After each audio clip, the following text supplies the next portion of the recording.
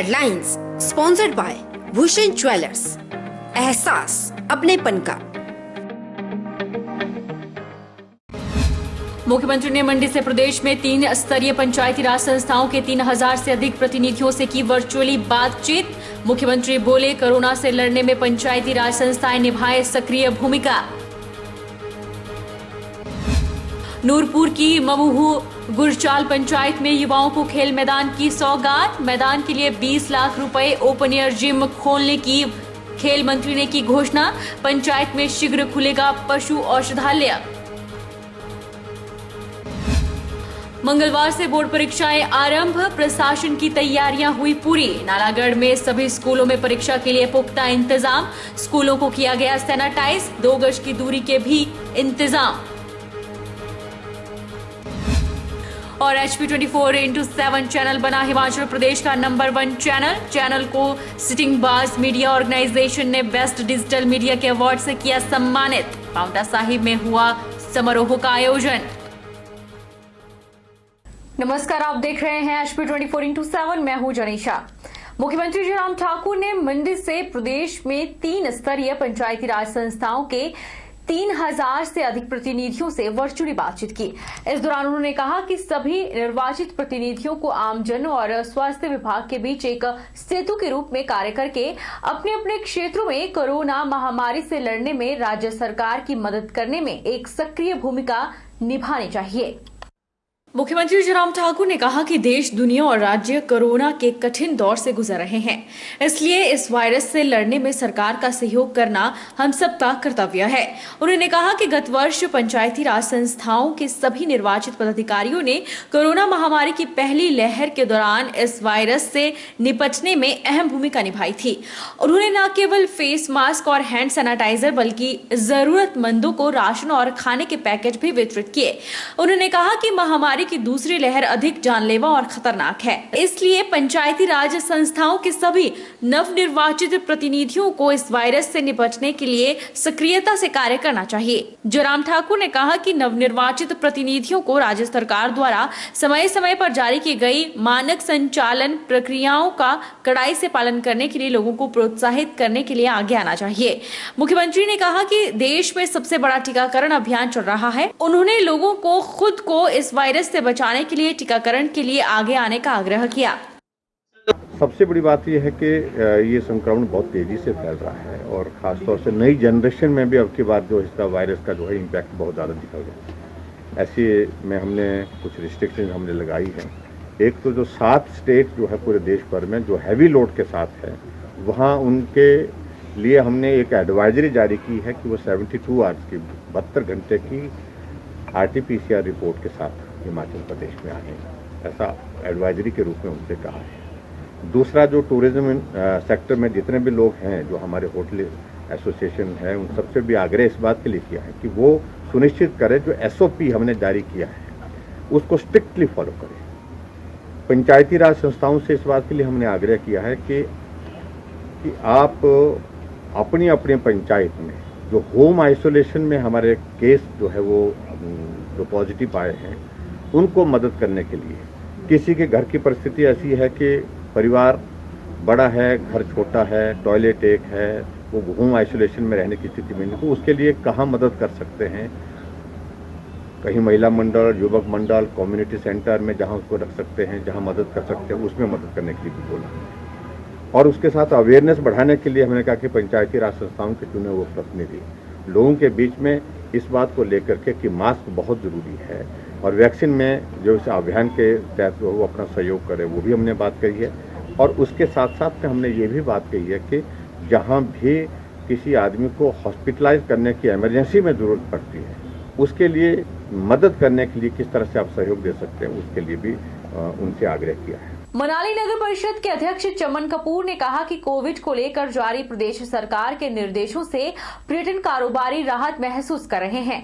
उन्होंने पर्यटन कारोबारियों के हितों को ध्यान में रखने के लिए मुख्यमंत्री और शिक्षा मंत्री का आभार जताया। चमन कपूर ने कहा कि जिन प्रदेशों में कोरोना की स्थिति गंभीर है, वहां से आने वाले पर्यटकों के लिए सरकार ने RT-PCR की नेगेटिव रिपोर्ट के साथ प्रदेश में प्रवेश की अनुमति दी है।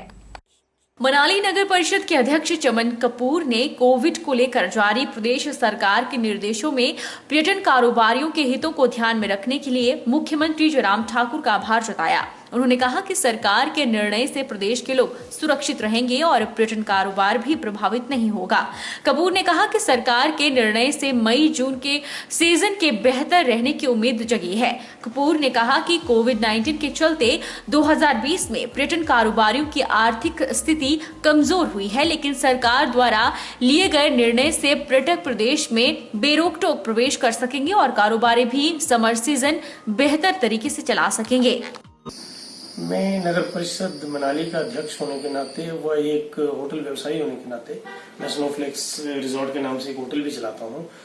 मुख्यमंत्री का धन्यवाद करना चाहूंगा कि उन्होंने बहुत सोच समझकर अपने अधिकारियों के साथ बैठकर जो कल एसओपी जारी करी है, मुख्यमंत्री ने पर्यटकों का भी ध्यान रखा है, पर्यटन व्यवसायियों का भी ध्यान रखा है तथा कोविड की महामारी से बचने के लिए भी लोगों को हिदायत दी है।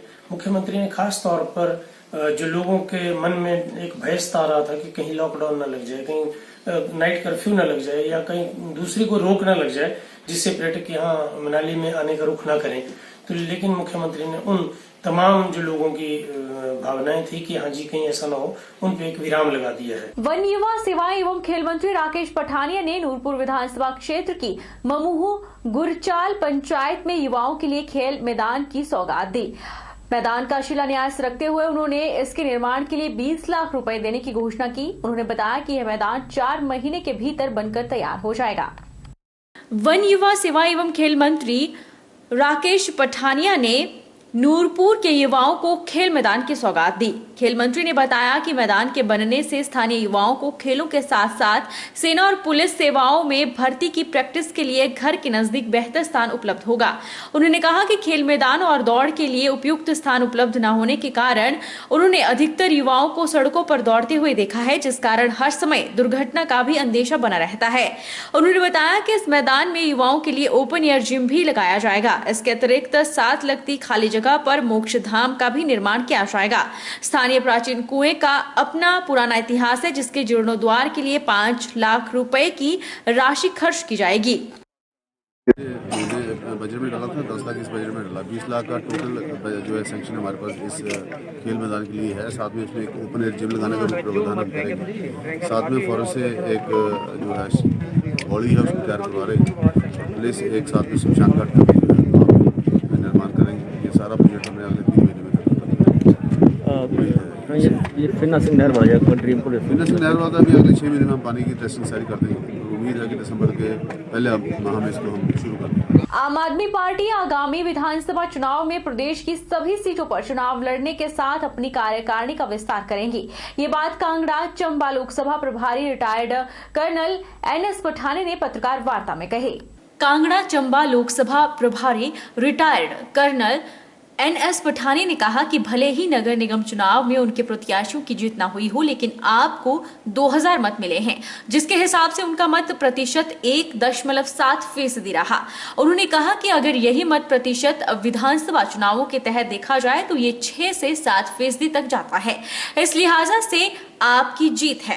उन्होंने कहा कि आप प्रदेश में तीसरे मोर्चे के तौर पर बिल्कुल भी नहीं है, बल्कि उनकी लड़ाई सत्ता में बैठी सरकार से है। आज प्रदेश 77,000 करोड़ रुपए के कर्ज तले दबा है।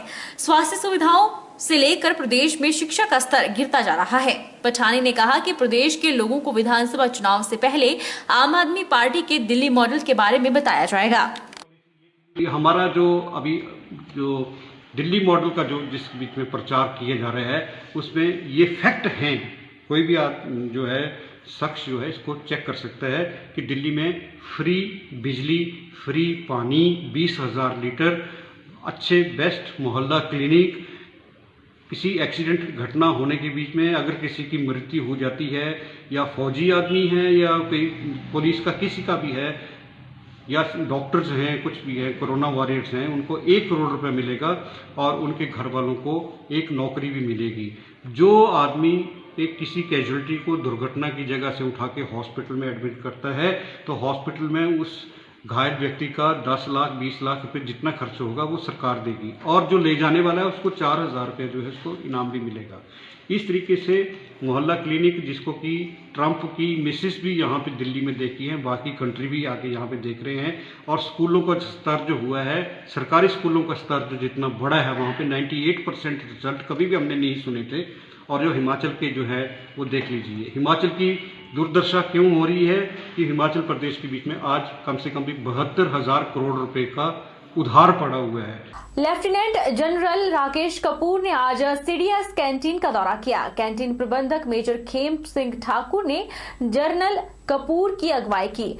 जनरल कपूर ने खुशी व्यक्त करते हुए कहा कि जो कैंटीन उन्होंने 2 साल पहले देखी थी और जो आज देख रहे हैं उसमें रात और दिन का फर्क है। प्रबंधक कैंटीन द्वारा जिला प्रशासन के साथ तालमेल बिठाते हुए कार्ड धारकों की सुविधा के लिए किए जा रहे विभिन्न कार्यों की प्रशंसा की। उन्होंने पाया कि कैंटीन में कार्ड धारकों के लिए ऑनलाइन आवेदन की प्रक्रिया शुरू की गई है, जिससे कार्ड धारक चुने हुए समय में कैंटीन आ सकते हैं।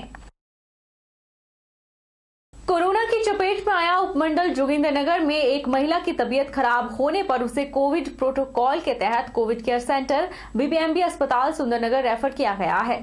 महिला नगर परिषद के वार्ड 4 समलौट से संबंध रखती है, जो शनिवार को कोरोना संक्रमित हुई। रविवार सुबह सांस की दिक्कत पेश आने पर महिला को आधी रात 108 एम्बुलेंस में रेफर किया गया। प्रदेश में बढ़ते कोरोना संक्रमित से मामलों में मंडी जिला का उपमंडल जोगिंद्रनगर भी अछूता नहीं रहा है। रुकेंगे एक छोटे से ब्रेक के लिए, ब्रेक के उस पार फौरन लौटेंगे।